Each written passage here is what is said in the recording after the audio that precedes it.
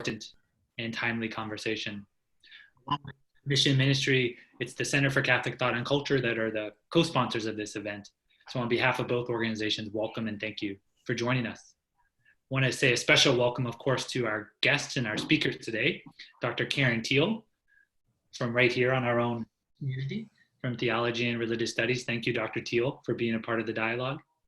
And equally, a very warm welcome to Dr. Timon Davis, who is from Loyola University Chicago's Institute of Pastoral Studies. It's really a pleasure to have you with us today, Dr. Davis. Thank you so much. Just a few organizing instructions. I encourage you all to use the speaker view feature of Zoom that helps concentrate on the speakers and not be as distracted by the other heads that are visible. We're going to ask you to remain muted throughout the first 45 minutes or so, during which time Dr. Teal and Dr. Davis will have a dialogue and an interchange. And then for the last 45 minutes or so, they really want to encourage this to be a dialogue and a conversation. So you'll be able to submit questions via chat, and Dr. Burns will voice those, or actually he'll call on you if you enter in a question and ask you to voice the question, and perhaps enter into some back and forth with our two presenters today. Please note that we will be recording today's session, so it'll be available afterwards. And I think with that, it's my pleasure to turn it over to Dr. Jeffrey Burns. Thank you very much, Michael. I'm Jeffrey Burns. I'm the director of the Harp Center for Catholic Thought and Culture. And it's really my pleasure to welcome Drs. Teal and Davis today. But I also would like to welcome our distinguished professor from our Theology and Religious Studies Department, Dr. Mary Doak. Dr. Mary Doak recently published a book called A Prophetic Public Church, Witness to Hope Amidst the Global Crises of the 21st Century, a very timely book, so I encourage you to look that up. But now I invite Mary to introduce our speakers today. Thank you, Jeffrey, and thank you again to the Harp Center Mission and Ministry for sponsoring this wonderful series of talks. Delighted to see so many people are joining us for it. I think is promises to be a very important ongoing conversation.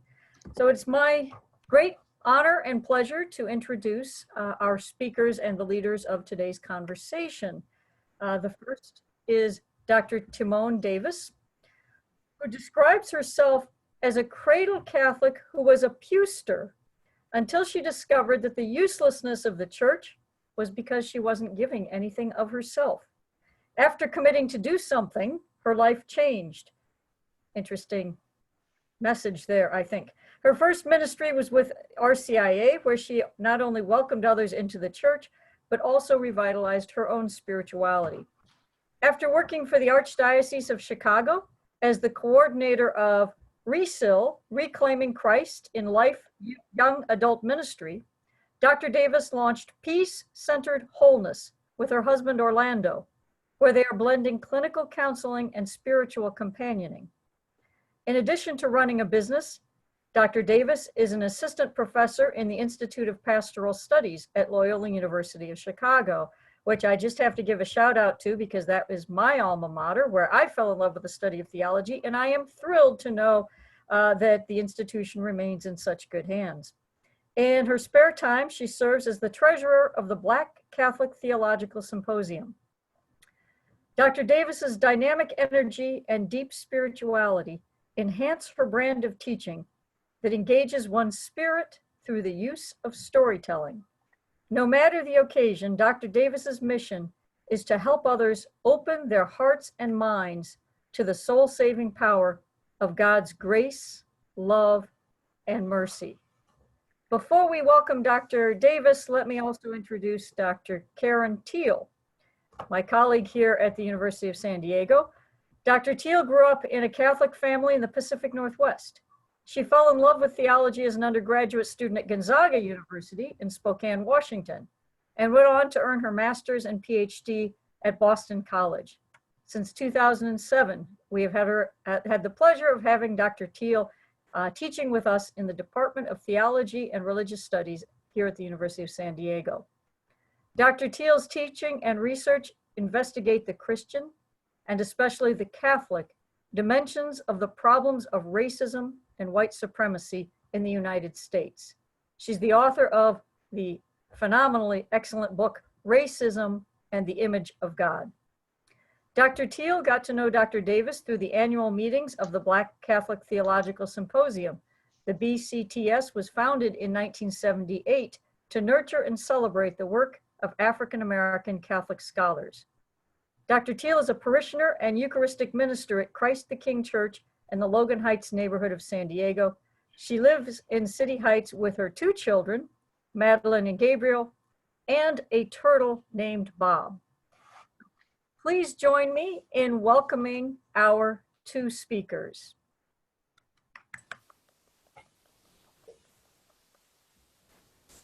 Thank you. Thank you to Mary, Dr. Doak, Dr. Burns, Dr. Lavaglia, everybody, Chris in the background there. Thank you for all your work.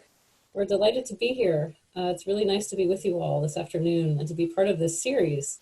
I'm delighted it's turning out to be so well attended so far. Lots of people are coming to hear and to participate, so that's really exciting. So I'm excited to be here. Like Dr. Doak said, Dr. Davis and I have planned a conversation.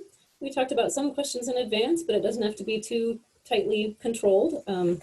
We'll just kind of have a back and forth about our own experiences, our own ideas, thinking about these general themes of this series, and then we can open it up to a dialogue with the big group. Most definitely. Thank you. Welcome. It was nice to see you. It's good to see you.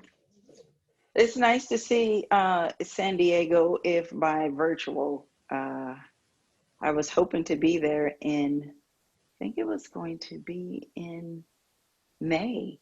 I was going to be there for the CCMA conference. Yeah, but you know. Yes, we do know. Yeah. We all know what happened. We all know what happened. Good. So, but here we are. This technology is wonderful. We can be together virtually. Yes. So thank you. So thank you for letting me see what San Diego looks like, at least that part of the campus. Yeah, right. That's just the university backdrop. I'm not actually there right now. I'm in my house like everybody else, but but there you can see a little bit of the campus. Good. So I wanted to start by asking you about your experiences of growing up Catholic. I know that we both did grow up Catholic. I think we were both cradle Catholics. And I'm wondering about the similarities and differences maybe between our experiences of growing up Catholic. So would you start us off, maybe just describe your own journey growing up Catholic, what it was like for you to grow up in the church? You know, it's very interesting. I never, growing up in the church, I had never heard the term cradle Catholic.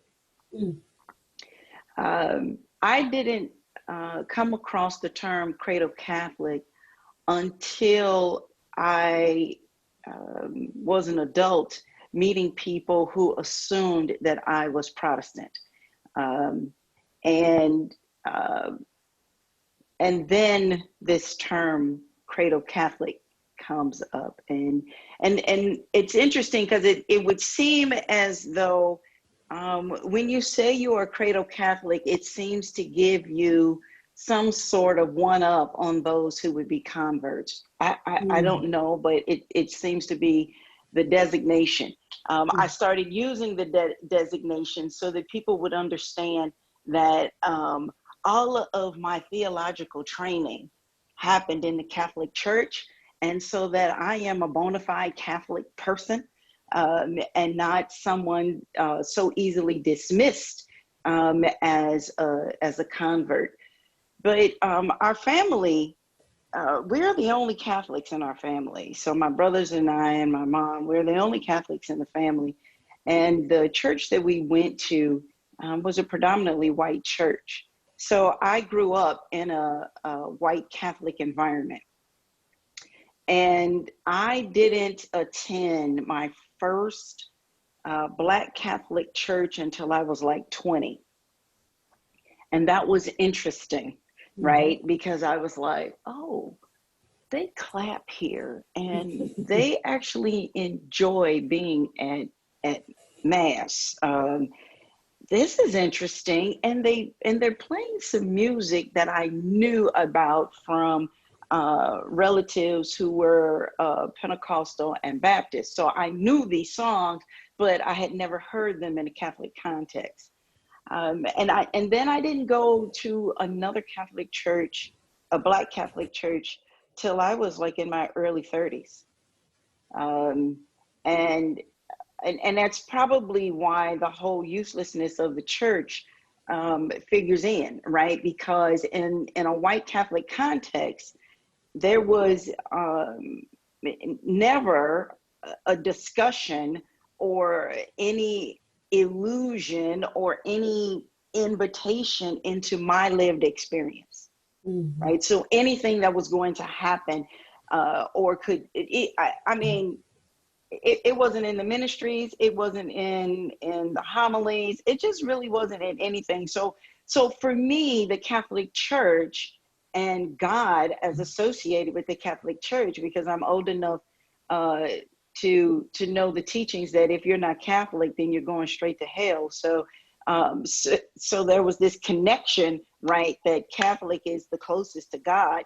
And I was just like, well, if Catholic is the closest to God, I'm just not going to make it anyway, because what's happening here in this church is really not speaking to who I am as person, and who the people I know are. So this movement then from the uselessness of the church into being full on ministry in the church, teaching in the church, is the difference between moving from this white context into a Black context of the faith. And as much as people would like to say there isn't a difference, it is.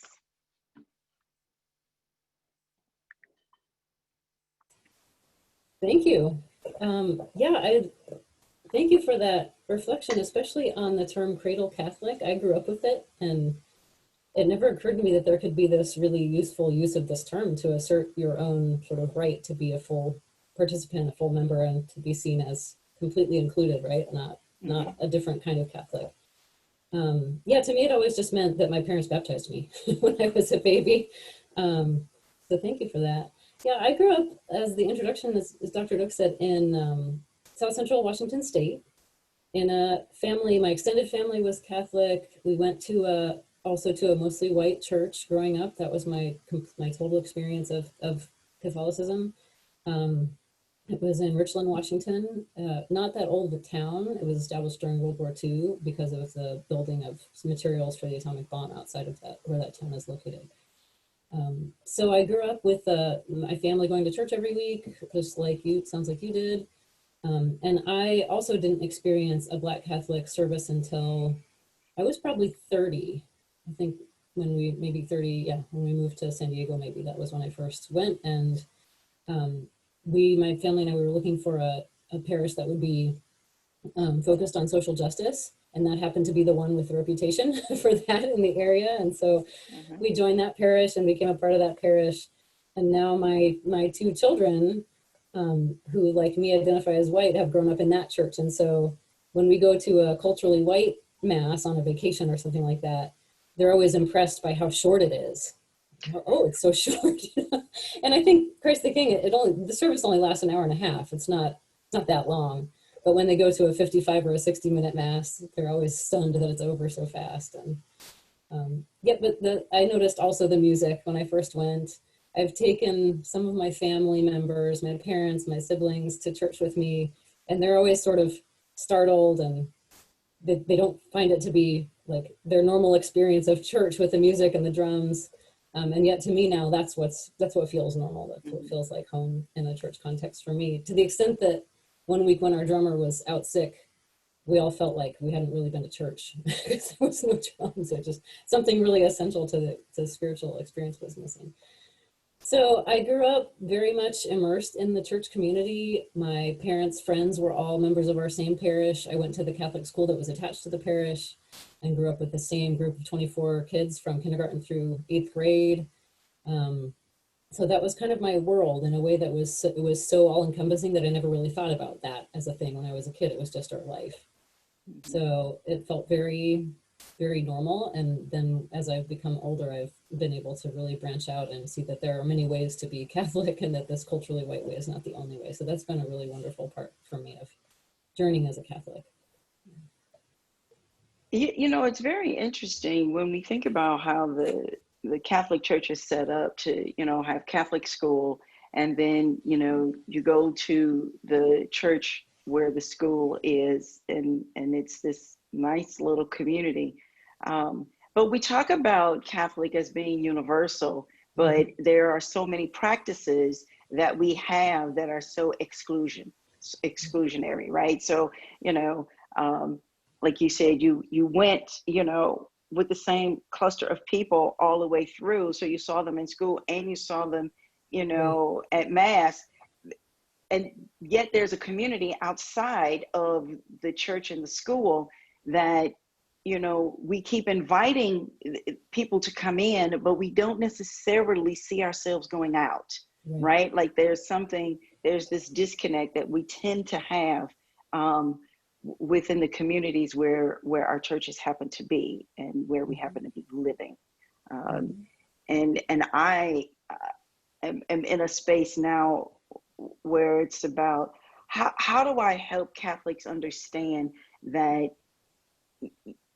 you are Catholic in the world, not in the church, right? That it's about where you're living, it's about what the things that you're doing, and it's not necessarily about the church building that you happen to go to. And maybe that message is now, given that there are so many people who haven't been into a church building yet, or if they are in a church building, you know, we're 6 feet from each other. And so what does that particular disconnect have to do with our spirituality and how we are church in the spaces that we are living?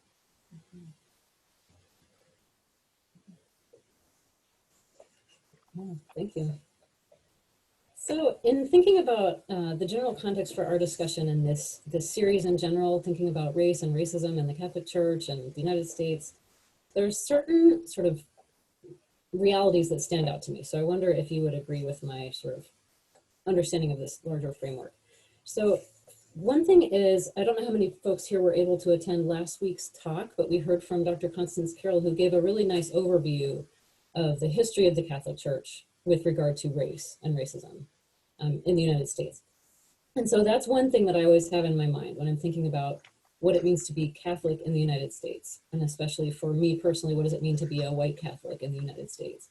And I always think about that history, that our church was basically going with the status quo and helping to, in many cases, advance that status quo of what I would now say is complete injustice, right? From genocide and slavery and on, segregation and lynching, and now current inequities. The church for most of history was doing what the dominant society was doing, which was slaveholding. Most parts of the church didn't let go of that until they were made to at the end of the Civil War, when everybody else did as well. And then also the church didn't have, at least in my view, nearly a strong enough voice in the freedom movement to be in solidarity with Black people and Black Catholics in that movement. Like our own church was part of that movement, and yet most of the church was not paying attention. So that's one part. And another part is connected, I think, is more specific about the leadership of the church as not just participating in, but having helped to create these historic inequities. And now still sort of fumbling around trying to figure out how to be part of a solution, or how to help build something better. I think our bishops in the collective of bishops have a long way to go in terms of addressing that. The U.S. Catholic bishops just declared racism to be a sin in 1979. That's within my lifetime, and I'm not that old yet. My students think so, but I don't think so. So that's part of the context for me as well, thinking about our own church. And we have always had a few leaders who were really out in front, but in general, the trend has not been that. Another thing for me is also, since I'm a college professor, I think about higher education and the ways in which higher education in the United States, including Catholic universities by and large, was created by white people for white people. So that's another dimension of the history that for me is very significant, since I am a professor and I am spending my career, my vocation is in academia. That's an important piece for me to always keep in mind. That's a real challenge for those of us who are trying to work to create more inclusivity, more diversity, institutions in which every group, regardless of background, really feels like they have a stake, right? Like they're a part of how the institution is run and the decisions that are made.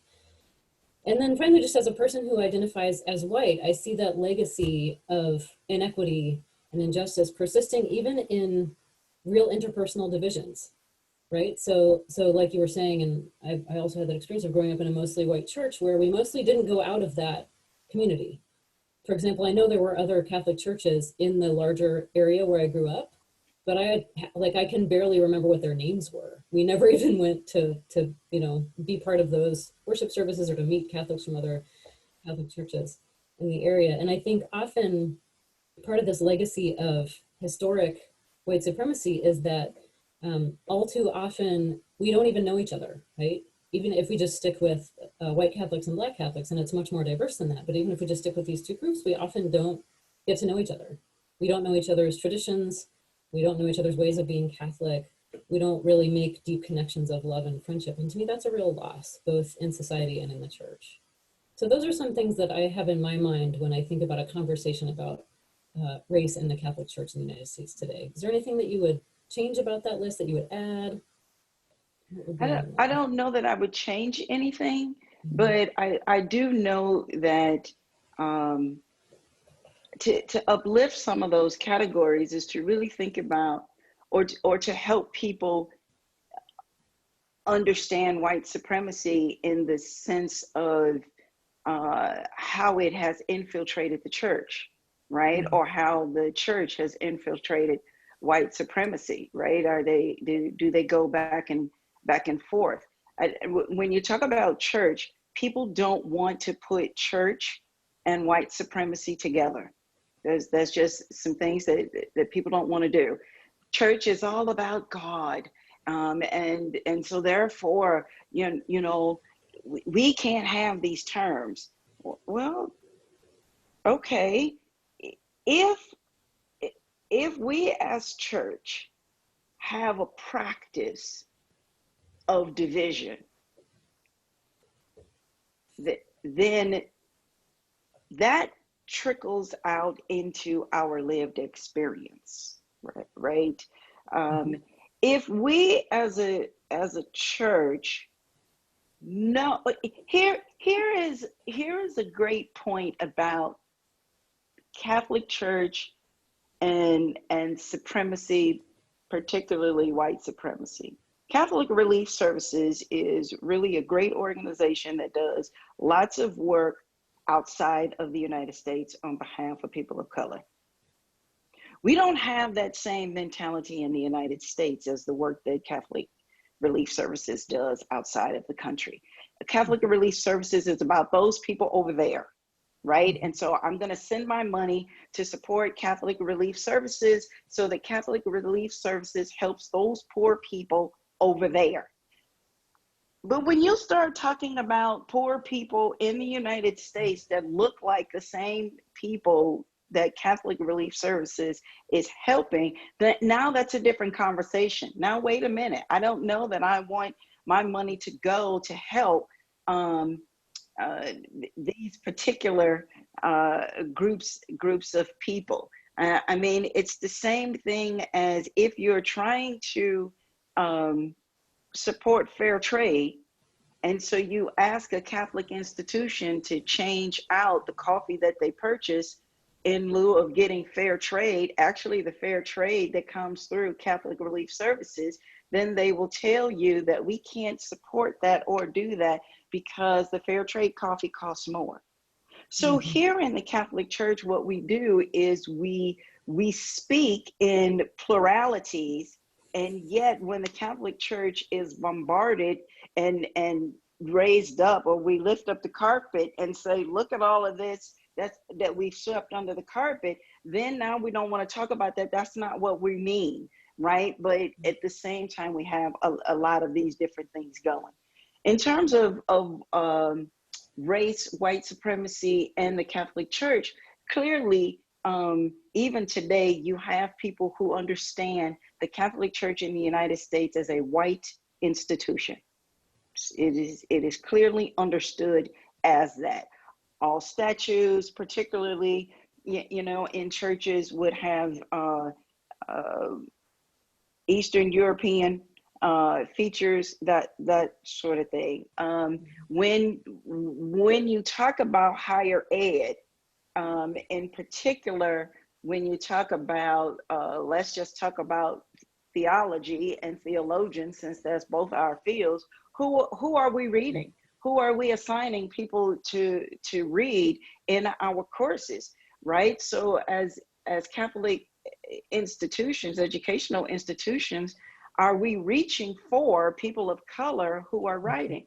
Well, I just read an email the other day where somebody said, well, there are no people of color who are theologians. And I was just like, this is getting old. This is just getting old, really. Wow. I am in the process of trying to get my book done for tenure. Mm-hmm. And so it's been peer reviewed, and the reviewer came back with some suggested people that I should include. And so this is an example of racism for me.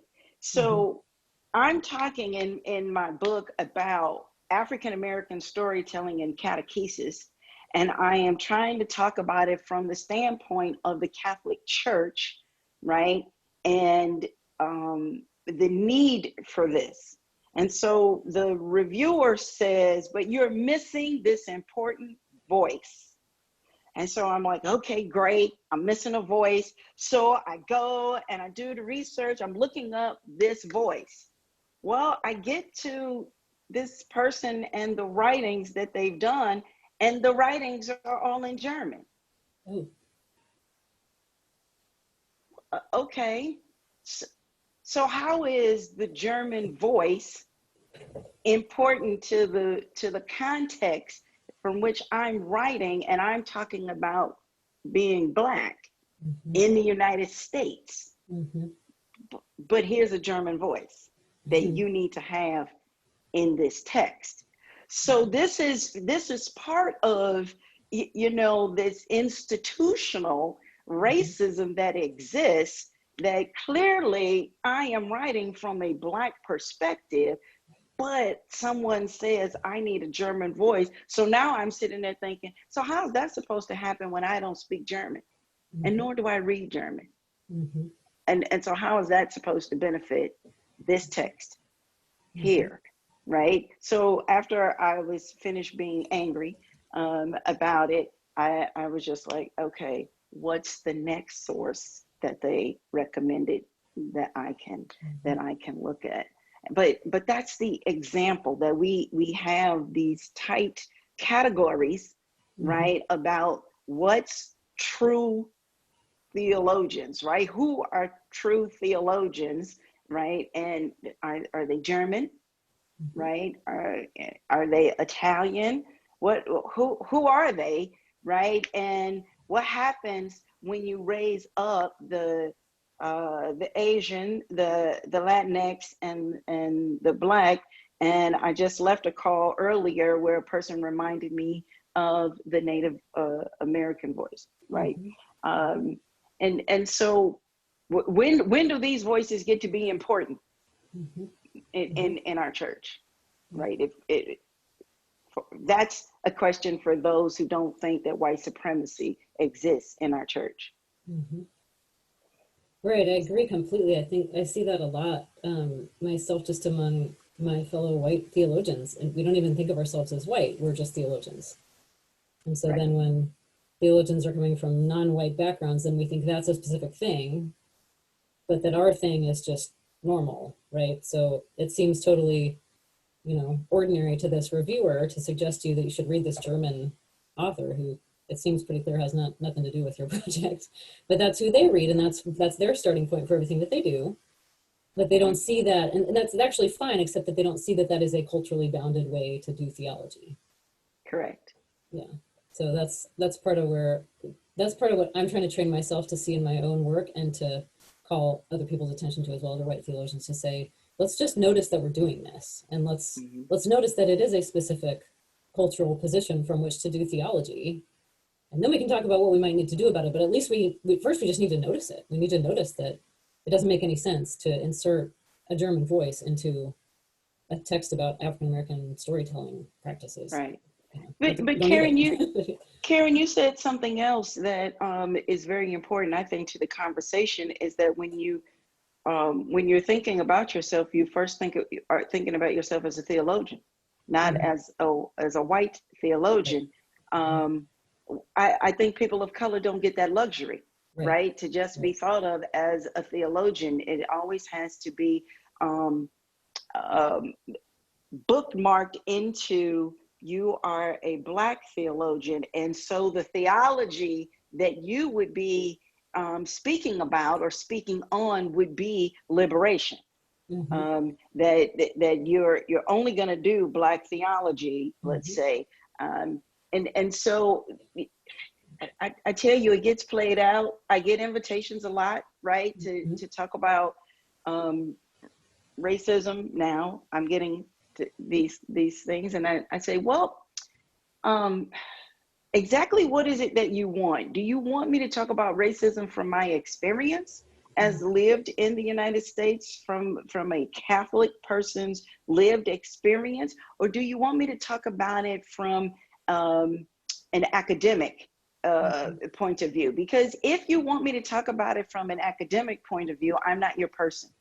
Because my field of expertise is catechesis, religious education. It is not, what you may think it is. Because you look at me as a Black person, you've already decided that this is the category in which I fit. Right? And so that's happening in the church, and that's happening in our educational institutions. That you're the one who can speak on this. No, actually, I'm not. Right. Can we talk about catechesis, because that's my strength. But now I can talk about catechesis and how we have been teaching in our church things that reinforce white supremacy. Right. And that's just in the images that we use when we talk about Jesus. We typically images of Jesus are blonde hair, maybe some dark hair with some blue eyes, and some light skin. And nobody wants to talk about the fact that as a Palestinian Jew, his skin would not have been so bright, because we would have perished in the living conditions. But but I digress from our conversation. Oh, no, I think that's great. That's a wonderful part of the conversation. If we can accomplish that with this series, to get more folks to understand that theologians and pastoral ministers and so forth of color are not just doing stuff that relates to people of color, that would be a great outcome. Oh, yeah. The ministry that I was doing for the Archdiocese of Chicago, Reseal, Reclaiming Christ in Life, it was interesting that when I talked to people on the phone about expanding this ministry into their parish, there was wonderful interest when I was talking to them on the phone, when I set up my appointment. When I showed up for the appointment, I was typically met with, "We don't need that ministry here." And I was like, "Yeah, but I just made this appointment with you yesterday." And it was like, "Yeah, but that's not the ministry for us." Is it not the ministry for you because you are seeing me? Because I haven't even laid out anything else about it outside of our conversation. You actually are just seeing me, and now this is not the ministry for your particular parish. I've had people who would say that it was a ministry that was only for African Americans. And I was like, "Oh, I didn't see that in the information. Did I write that somewhere in the information? I missed that it was only for African American young adults. I missed that." And so it's that kind of thing that is still happening you know, I don't want to move too fast about what's still happening, because I'm sure we can bring it up to date real soon. Yeah. Yeah, that's frustrating. So part of the reason I wanted to invite you to be part of this conversation was because I am excited about your ministry, and I wondered if you thought we could use something like this at USD. You know, what could you describe a little bit about how your ministry works, and do you think it could be a useful tool for a university in the context of trying to do better on this topic, this particular topic of racism, or not? So, so I believe that storytelling is at the root of everything that we do. If you want to describe a lunch meeting that you had with a person, you're telling a story. It's in the context of story. When we think about our faith is in the context of story. And starting with oral tradition, we tell this story. And what are we telling a story about? We're telling a story about God interacting in our lives. That's at the foundation of what we're doing there. If I tell you this story of God interacting in my life, I am witnessing what God is doing, and perhaps you would find interest and you would want to have God in your life. That's, for me, at the crux of our storytelling and my storytelling. Particularly in African American storytelling, what I'm trying to bring in is the aspect is that there is no compartmentalization to our lives, that everything of who we are comes together. And so that when we tell this story of who we are as person, we tell this story from our center, our spiritual center, and everything comes into play. And it's useful for everyone, right? So it's useful for me, the storyteller, because I get to tell the story again and find new ways and new understandings in my story. But it's also useful for the listener to hear the ordinary, right? Because typically what traps people or stops people from growing in faith is that we have so many stories of the extraordinary, right? Of the person that has done, oh, I can't even imagine that I would want to do that. But if we remind people of their own particular story and teach them how to tell that story, they find that in the ordinary there is God. And once you find God in the ordinary, you are more apt to look at another person through the ordinariness of your eyes, but then seeing God, right? So when you think about something that can be done on a larger scale, I like to use fiction. So for our listening audience out there, Karen asked me a question in writing that this is a great place for it. If I could recommend a text for USD, right, what would that text be? And I thought about that and thought about it. And so here's the text. The text would be The Hate You Give by Angie Thomas.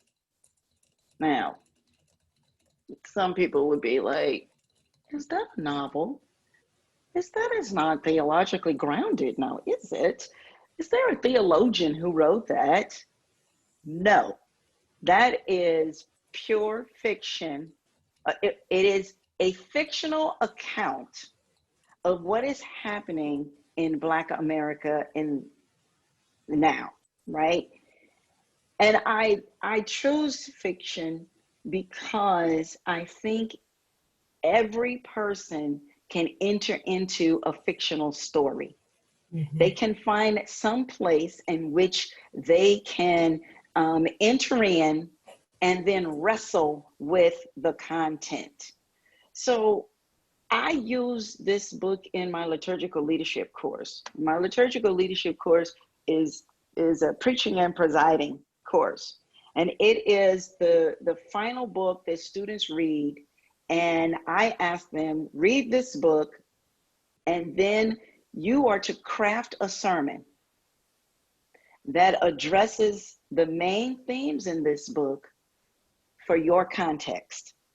Now, the majority of my students, for those of you who are out here wondering, the majority of my students, 80% are white, from middle and upper middle class backgrounds. So the hate you give, in the sense that it is looking at police brutality against Black bodies, would be foreign to them in the concept of, that's not happening in my community. That's not happening in my church. We don't have that. But the point is, how do you take what is happening and deliver it to the group of people that are your peers, right? Or that you're ministering with, so that they can understand that this is happening and be moved into action, right? Because the point is, and I told this to someone the other day, many of us don't necessarily need white people to get on the bandwagon of Black Lives Matter, NAACP, and various other organizations that are Black organizations. That's not necessarily where we need your help. Do we need your help there? Yes, we do. But where do we really need your help? We need your help in the institutions and in the committees that you serve on, where there are only white people there, that you can speak to the issues that are affecting people of color, right? That you can challenge the people that are in your sphere of influence to think differently, to wrestle with these issues in your own context, right? And only do you begin to wrestle with them in your own context, do you begin to see, oh, maybe we need to work to dismantle some things that exist. I've never thought about it, right? I would imagine that most white people, when you get up in the morning and you're making plans to go out of your house, don't think about the places that you're going as a white person and whether or not it would be safe for you to go. But many people of color are thinking about that when they're making plans to go jogging, when they're making plans to go to the grocery store, when they're making plans to go to the restaurant, when they're making plans to be in a park, right? They're thinking about it. Is this a safe place to go, right? Not only the destination, is the destination safe? Is my journey safe? Will I get pulled over? What happens if I get pulled over? I got pulled over 2 weeks ago, right? For some craziness. And so the minute I got pulled over, I was texting my husband, okay, I have just gotten pulled over. This is where I am. Why do we have to do that? Why is that necessary? Do you, as white people, have to do that when you get pulled over by police? Have to think about, okay, I got to text somebody, or I better make a phone call real quick to say I've just gotten pulled over, and you don't know what's going to happen? Absolutely. Right? And so the challenge for me, to white America, is I need you to think about that now. And I need you to think about why that exists. And then I need you, if you're serious, then say, okay, what are the things that I can do to help dismantle this? Because that's where it matters, right?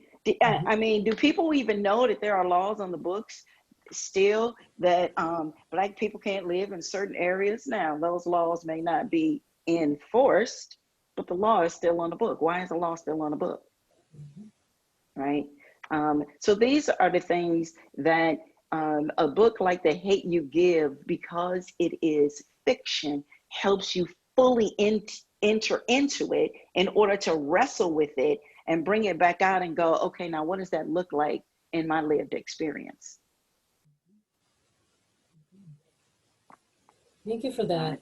Yeah, that image of before we leave our houses, thinking about where are we going today, that's really helpful to me, to think in terms of where am I going today, in what ways will I be in spaces that are really for white people, right? where I have a real advantage such that I don't even have to think about being there as a white person? And is there something I could do today to interrupt that? Right? Mhm. To try to make visible everybody's voice, right? People of color's voices, even if they're not present in the room. Right. Can the group think about that and try to educate ourselves and have that in our minds as something that we need to work on, to Right. right, to make that space a space where anybody can come and not have to think about whether they'll be safe there. Right. Thank you. We've got so Well, much that we could be talking about, but yeah, I we could go know, on all but day. are we getting into the time where people might want to talk to us? I think we are. we're getting right up to that time, yeah. We're getting right there. So we could open up to questions, I think, at this point, and see what our other participants, what's on their minds. I know people Okay, have so, something. I encourage people to, if you would like to ask a question, please send a chat question to myself, and then I will relay you to our speakers. So I'd like to invite not Christine Watson, sorry. I want to try Allison Mcclechy. Are you there, Allison? I am. Okay, so if you would want to Hello. address your question to our speakers. Yeah, so I think this came out of what Dr. Davis had been saying when I got in really early. And let me just preface this by saying I'm a cradle Catholic, but I'm not African American, right? I hope you can hear that there's an accent here. And so coming from a Caribbean experience, of course, there are lots of similarities, but it's not exactly the same. And working with the theological group in the Caribbean, one of the things that living now that I am in South Carolina, I've been trying to get our diocesan, which just turned 200 this year, engaged in this conversation about what does it mean to be a South Carolinian Catholic, right? Because in the Caribbean, we've been talking about what it means to be a Caribbean Catholic. And so my question is, if we are Catholic, big C, meaning religious, this is what we're baptized, and then Catholic, small c, meaning universal, shouldn't we be talking more in the American context about inculturalization, right? What is the cultural identity of the US Catholic Church? As a sociologist and an anthropologist, for me, it's just Irish, there are occasional little whatevers. And as a post-Vatican II child, I experienced my first Latin Mass a few years ago in Columbia, South Carolina, and it freaked me out, okay? So what does that mean? Because when I'm having arguments with my priest and the music minister about how I can't sing this music that you insist on including, it bothers me. But then when I go to my Black Catholic church, which of course I was blown away that we actually had, Black Catholic churches, because I didn't grow up with that, right? When I go there, I feel at home. I can sing, I can dance, I can clap, I can yell out hallelujah, even if the priest is in fact not Black, right? So shouldn't we be talking about this idea of inculturalization and hospitality? How do we welcome people? How do we say to people, what you do is valued, right? Because I think for many of us sitting in the pews, and I'm assuming many people on this Zoom call right now, those things are real and important, but getting the priest and the bishops and those people who are the professionals in the churches to open those spaces, I'm asking, how do we do that? And I'll mute myself again. Thank you.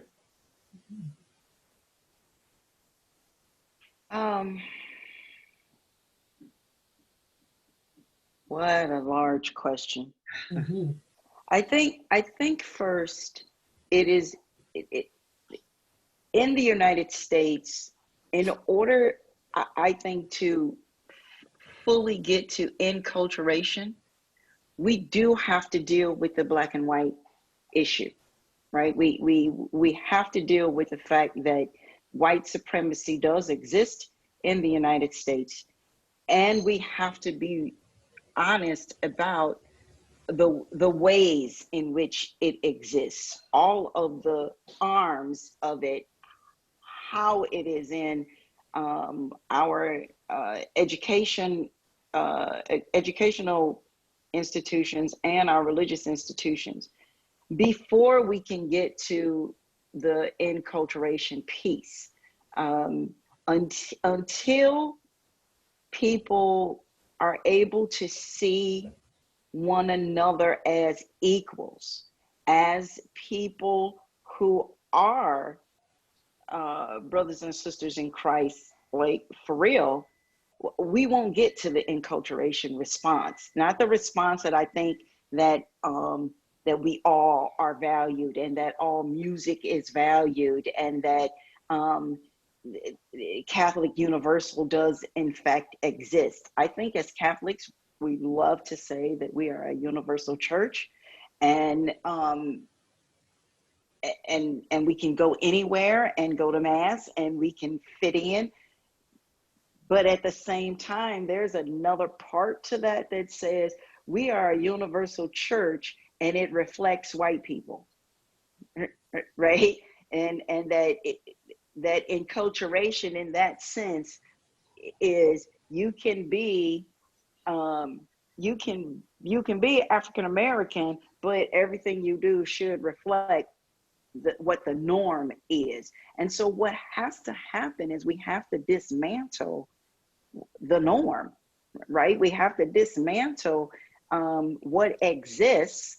We have to help the bishops themselves see, hey, have you looked around lately? Did you kind of see who you are in this room, right? That's a problem, right? Yeah, I mean, it is a problem when you look at the hierarchical structure of the United States church and you don't see the diversity of the people represented there. And part of that has to do with the institutionalized racism that has existed in this church, where I just read a story the other day where a Black woman was in a religious community and made to always know that she was Black, and we let you in, but you know, other than that, we're not gonna try to do anything to be welcoming to you. Matter of fact, we're gonna always make you know that you're on the outside. So when you have religious organizations and institutions that are constantly making you to feel like you don't belong, how do you increase then the vocations and stuff in order to change the way the USCCB looks? That becomes quite difficult. And so we still have a larger issue, and that is to recognize the Black and brown bodies as valued in the individuals and people before we can get to honoring the music. Well, I shouldn't say that, because everybody seems to love our skin color because they try to tan. They like our music because they try to co-opt it and say it's theirs, and they love the food and they say it's delicious and flavorful, but they don't like us, the person. So it's like you want to strip us of everything that we bring, and take it, but you don't want us, the person, which is a problem. Right. I don't know. How would you answer this question? I think along similar lines, but in terms of coming from my own perspective as a white Catholic, I think something the church needs to come to terms with before we could really have a kind of a creative and a grace-filled process of real enculturation, if that's what we mean, if we mean that everybody's there and bringing their gifts and everything is welcome and everyone is celebrated. I think a particular problem we have in the US church is that white Catholics need to come to terms with our whiteness. We need to recognize that we are already culturally specific. So I think you're absolutely right. We think of the US church as Irish, maybe, right? Like you said, Irish, or Westerner. And that's the history of the church, that itself is a culturally bound way of being church. It's a specifically white way of being church, as it ended up being implemented in the United States. So I think we need to think, white Catholics need to think more about our own specific history, racially speaking, and what it's meant, right? So white or European Catholics have done some good things and we've done some bad things. And we need to be able to see the totality of the history and where we've come from, where we want to be in the future, how we want to be church in the future, what we would like that to look like. And that's going to take change. We can't just keep doing what we're doing and expect it to become this wonderful, diverse thing that everybody's happy to be part of. I read a really wonderful, it was such an insightful thing to say that I've never thought of myself, but I think it was just the theologian Jennifer Harvey. She's talking about Christians and how segregated churches still are. We often go to church mostly with people who look like us. And she said so many white Christians talk about how they want a more diverse worship experience and why aren't the people of color coming to our church and what can we do to be more welcoming? And she says, if white people want a more diverse worship experience, why don't you go to another church? There are many churches close to you where the majority of the people in those worship services are not white. You can just go there. You don't have to sit around and wonder why they're not coming to you. You'll be welcome, you'll be made welcome. They'll be happy that you're there and you can have that experience this Sunday. But so often we just kind of sit around thinking, well, we're doing this great thing. Why isn't everybody here? So I think white Catholics have a lot of work to do to become more aware of ourselves, our history, sort of our cultural specificity as Catholics and the message that sends and the ways in which we can change ourselves. It's not about changing other people to want to be where we are. It's about changing ourselves to be where everyone is. Thank you. We have a question from Margie Carroll now. Margie, are you out there? You could unmute yourself. I'm here. Okay.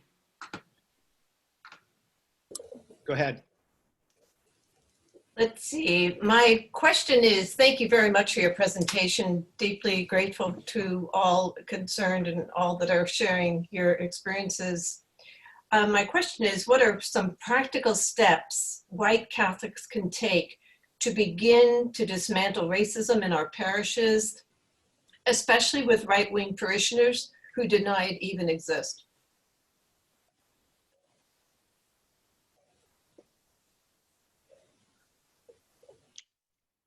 Practical steps. Do you want me to? Oh, Yeah. you go ahead. Yeah, okay. I think in a way, Dr. Davis started to answer this, right? When she suggested that we can think about the spaces that we're in and figure out, that's what you're asking, right? So this is the space I'm in. I'm a white Catholic in a particular church space. What can I do? So I guess I would ask, specifically, what are you involved in particular ministry at your church? What does it look like? That's where you would start. So I'm a teacher and my students always ask this question. It's the first thing they always want to talk about. As soon as they understand that there is a real problem, they immediately want to be able to make a to-do list and check everything off. And it's not that simple of a problem, but it's also a reasonable desire. Right? It's the right answer. But I think I would start with the book Dr. Davis recommended, right? Read the book, read other books that you can find, educate yourself more about these issues, and think specifically about your particular belonging. What is your community? That's where you start. What is your specific community? What are the ministries you're involved in? Are there ways in which you think they could be more inclusive or different or more attentive to a broader community beyond the usual suspects? So when my students ask me this, I never have specific answers for them because they need to start where they are. And sometimes that's our final project for the course. They have to think of a group that they're part of and what is a policy change or a new practice the group could adopt that would expand their vision, or their way of being their group. Do you have any sort of, I guess I would ask you, do you have any kind of hunch about where you might begin in your own work? Yes, a group of us have just begun to meet from our parish, and we were going to, at first we thought maybe start with a survey, and we did quite a bit of online research to see what other faith communities are doing in the US, but then we came back to the shared stories. That seems to be the critical, where are people coming from in their heart, in their experience? So we're going to put the parish survey aside for right now and just listen to one another and try to learn to meet each other where we are and learn. So I think that's where we're going to start first. And then, of course, add books, films, all that can follow. But first, find out where we're coming from. I like that idea of shared story, because here's the thing that also needs to happen. I think people need to help with their paradigm, right? So people need to know, what is my paradigm? If I say there is no racism, or racism doesn't exist, and there's somebody else that's saying racism does, and so we're doing like this, the shared story is going to help us see better, right? Because now we are not necessarily trying to convince a person that they should change. I am right and you should change. What we're trying to do, I would hope, is to help people become more aware, not only of what's happening around them, but what's happening to them, what's happening within them. And so I invited a community to do Visio Divina with images of Christ that they were unfamiliar with, or that they would not ordinarily see. So there would be, images of Black Christ. One that was going around a lot was an image of Black Christ had fallen under the cross that says, "I can't breathe," by Brother Mickey McGrath. McGrath. Yes. Right? Thank you. That's a great image to just let people, here's an image. And here's an image of a fallen Christ. You read a scripture passage that correlates with that image and ask people to reflect upon it. Right? Because people who say that no racism exists, if that's the case, then they're going to say something about seeing a Black Christ. And so I believe art comes into play quite strongly here.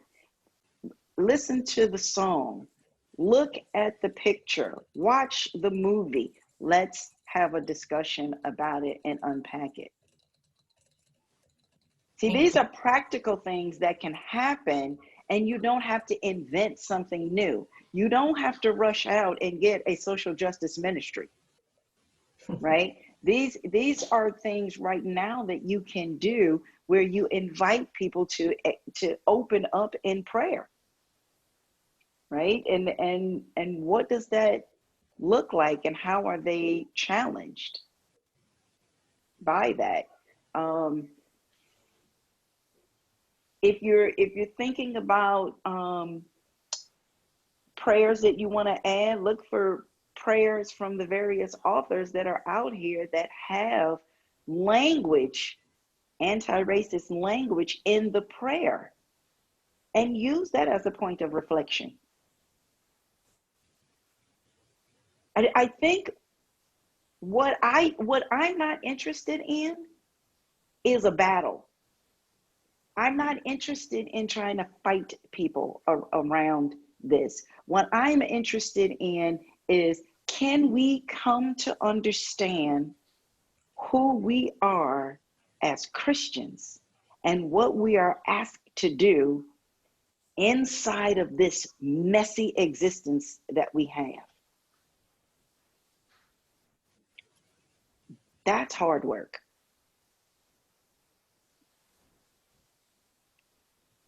Thank you for your question. Thank you. I'd ask Michael Lovett-Collier to address his question now. Yeah, thank you both for a wonderful presentation. My question is, as you were growing up in your respective churches, did you hear prayers or preaching about racism, white supremacy? And then how about a year ago? And how about now? Just curious if that's a part of your experience. As I was growing up, no. In my churches now, yes. Yes, but not as I was growing up. I didn't hear a lot of anti-racist anything when I was growing up, anywhere. So Yeah, my experience is similar. Yeah, I didn't hear anything about it growing up. I do now, but I would even go further than not hearing anything anti-racist. The white people around me just didn't speak about race. That was their way of coping. Like my parents, I think, had learned. They came of age during the civil rights movement, and they had learned not to be overtly racist, not to say really offensive things, but they didn't know how to speak in any kind of way that was constructive about race. And so they were trying to be not racist, but I didn't grow up hearing terms for different races. When I started to hear them, I kind of knew what it was, but I didn't know what it was. So now I think I do hear more at church, but growing up, I never heard anything. I'm a deacon for a parish up in Oakland, and I gave a sermon once on using Dr. Martin Luther King Jr. as the text. And an older Black woman came to me afterwards with tears in her eyes and said, "I never expected to hear Dr. Martin Luther King mentioned in a Catholic sermon." Wow. Let's go to Annie Graham. Annie Graham, if you're there, unmute yourself. I see you, yeah. Go ahead. I see you, Annie, but you're not asking your question. Can you unmute yourself, maybe? Can you hear me now? Yes. Now we can, yes. Very, very, very exciting. Okay, thank you. Yeah, thanks so much for your talk. Okay, so I heard about this talk because I'm an alumni of a Catholic high school in Phoenix, Arizona. And so a lot of us, hundreds of us at this point, alumni, have been working with our high school to get them to incorporate anti-racist practices and to even engage in this conversation, and they've been really resistant to that. So I know that every place is a product of its region, and it's in Phoenix, so it's different than where you all are.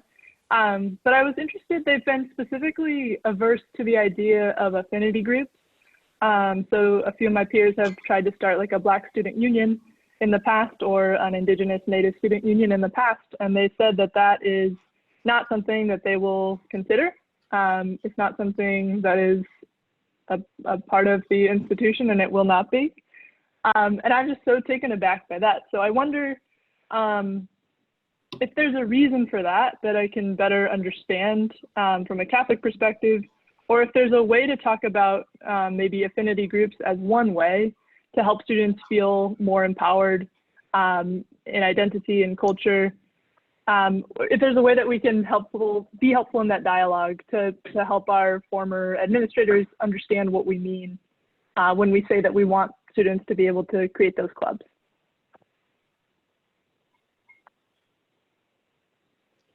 I don't know why the school would be against it. I don't know of any anything that is Catholic that says you can't have this. I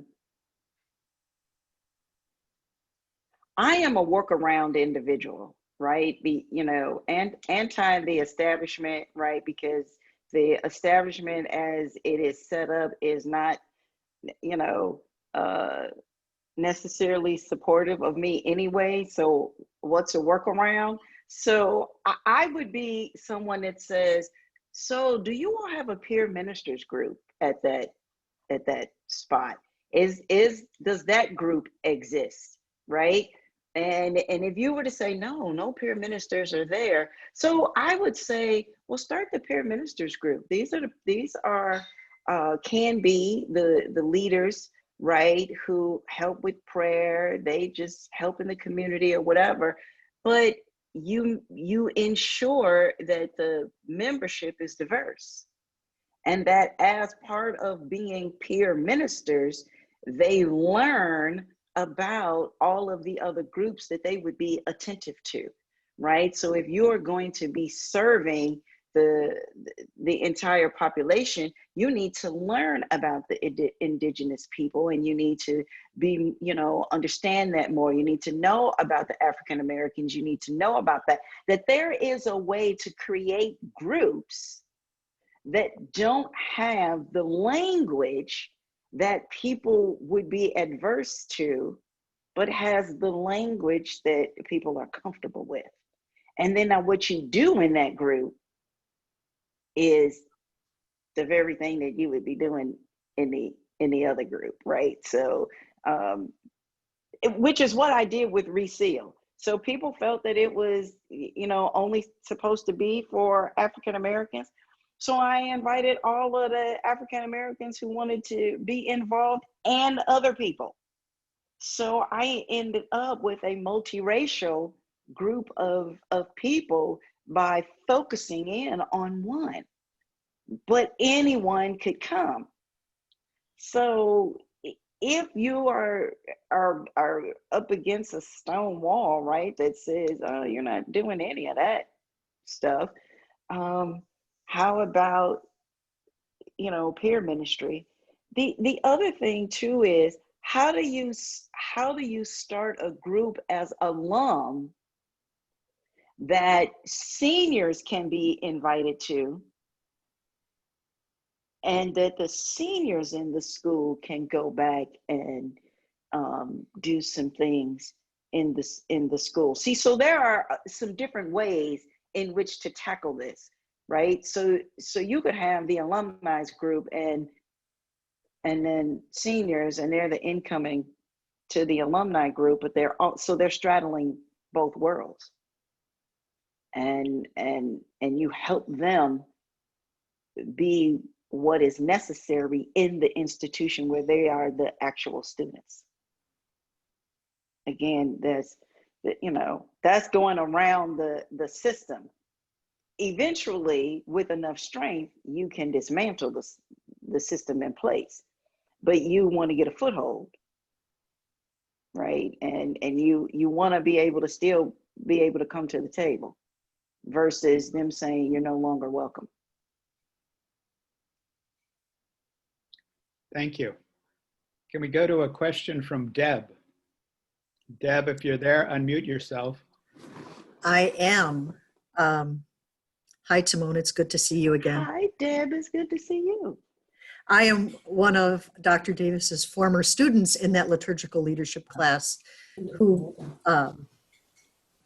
read The Hate You Give. And my question is, I'm on the staff of a predominantly white parish in Milwaukee, and we're working very hard this year on racism and white privilege, and we're raising these issues in our religious ed, in our adult formation. I'm writing them into the prayers or the liturgy. I'd like you to dream for a second. And at the end of this year, what insight would you hope that our parishioners would have that they don't have now necessarily?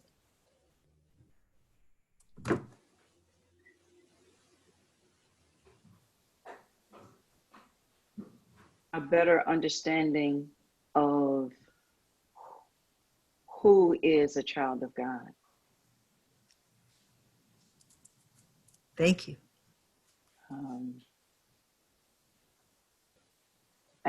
I think in a lot of ways, there's a lot that, I mean, there's so much that divides us, right? And someone asked me, well, Timon, what cause do you support, right? And as crazy as this may sound, my cause is the gospel cause. Is that if we can help people fully unpack the gospel, the good news that Jesus preached, we get at Black Lives Matter. We get at the caring for the widow. We get at care for the elderly. We get at the work that we're doing on behalf of youth and young adults. We get at caring for the imprisoned. If we could fully immerse ourselves in the gospel, then we see each other differently, right? And that's the whole point of my talk, of the title, I shouldn't say my talk, of this hopeful to hope-filled piece, right? Because I moved from this place that hopeful says somewhere in the future, distant from my time, this will happen. That's what hopeful means to me. Somewhere in the future, distant from my time, it may not happen. It may be for my grandchildren. Hope-filled says this is now, that this can happen now. I am filled with that hope right now that this can happen, that it's not something beyond my living, right? That in what I am doing, in what I am saying, and what I'm asking people for is for us to live as Jesus has asked us to, and that can happen now, and it's not some distant future.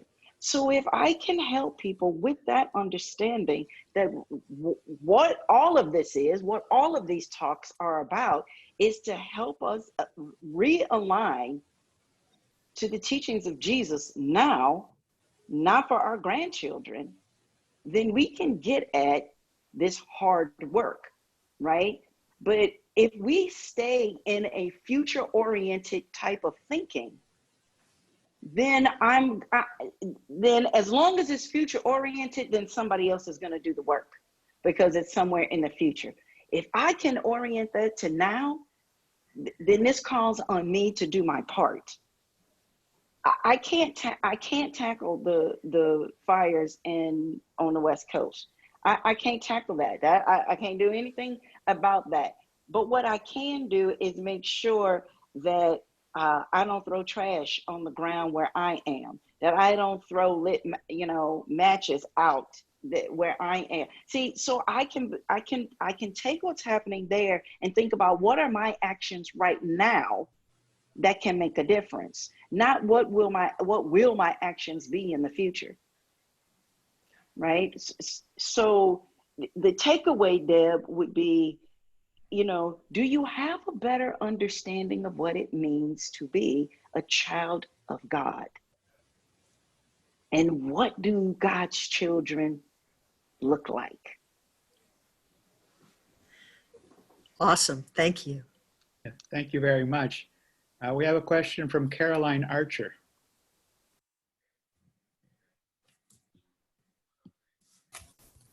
Hi, I was wondering if you had a particular prayer that was anti-racist that you could give an example of or head me in the right direction. Oh my gosh, they're almost a Google away for you at this point, but I'm trying to pull up a document. I'm working on some curriculum for me, but here's one from the Episcopal Church of Minnesota. Let me see, can I find this URL? Because I have the actual prayer. Here it is. Let me highlight this and try to, I think I can highlight this. I can't. But this is along the lines, let me open it. There we go. Come on, Timon, you too can do this when you want. technology to do what you want. So here is an example.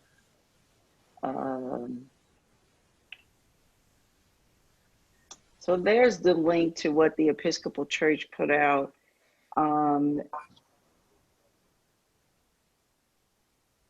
At the disruption and the violence that erupted in Minnesota here in May, I think it was.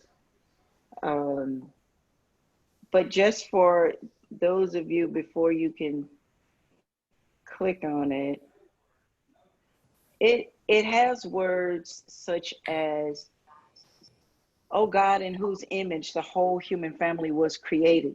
We pray for all those whose lives have been forever altered by racial violence. In particular, we remember George Floyd, beloved child of God. Swaddle him in your boundless love. Cradle him in your peace.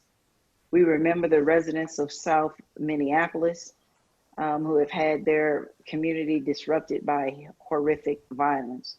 We remember the protesters, beloved children of God. We remember the residents of East Lake and the surrounding neighborhood, beloved children of God. We remember the man killed during the riots this past week, a beloved child of God. We remember the Black community, the beloved child of God." So it's, and that's just one of them that was like at my fingertips, quick, fast, and in a hurry.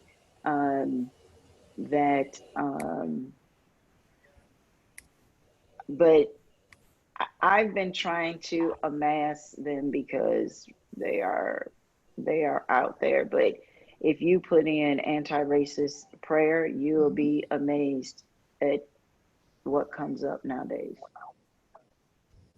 Thank you. You're welcome. Thank you very much. I'm sorry to say that we're running out of time. I would like to give Dr. Teal and Dr. Davis a chance to have any last comment that they would like to make before we wrap things up.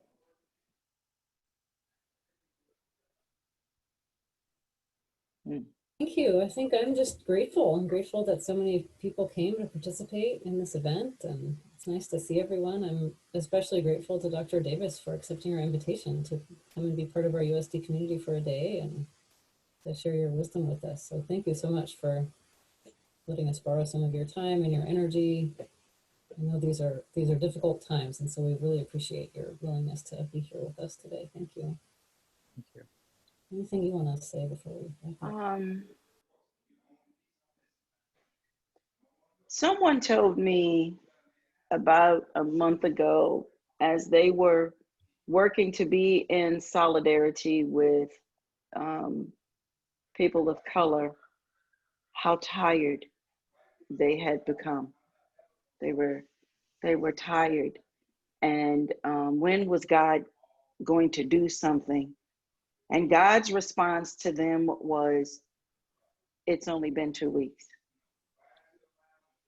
And with that, this person broke down in tears because she said, "Well, if it's only been 2 weeks for me, what have people of color been enduring all of this time? And how is it that they are still here and they're still persevering if I'm feeling so overwhelmed and it's only been 2 weeks?" And so I leave you with an understanding that this is tiring, it is exhausting. But if you truly love God, you will stay with this and you will persevere only because you love God and you want to be what God is calling you to be. If you are not really in love with God, then I would advise you to go ahead and quit, because you're going to be tired and you won't see the purpose for taking the next step. But what God is asking of us, I don't believe has ever been easy. We are at a point right now where we are awakening to the good news of our God. And so I invite you to it. Thank you. Thank you very much. I can't think of a better way to end. I apologize to those people who had questions that we weren't able to get to, but thank you much to Dr. Teal and Dr. Davis for a very difficult but enlightening conversation. And I ask Michael Lovett-Collier to take us home. Yeah, thank you, Jeff. And again, I want to express my gratitude to Dr. Davis and Dr. Teal. Thank you so much. Let's give them a virtual round of applause. And Dr. Davis, we hope there'll be a day soon when we can welcome you to campus and have you a distinguished guest. So we look forward to that. Thanks again to everybody for joining us today. Please know that we'll be back again next Thursday at the same time, 12:30 to 2 Pacific time. And our guest will once again be Dr. Teal in a conversation with Dr. C. Vanessa White, who's will be coming to us from the Catholic Theological Union. The topic of the conversation will be embodied spirituality, resistance, and resilience in a culture of white supremacy. So it should be yet another really important, timely, and powerful conversation. Please join us. You can register for the Zoom link on the website of the Center for Catholic Thought and Culture. That's sandiego.edu/CCTC. Thank you again, everyone. Blessings on the rest of your day. Thank you. Amen. Blessings.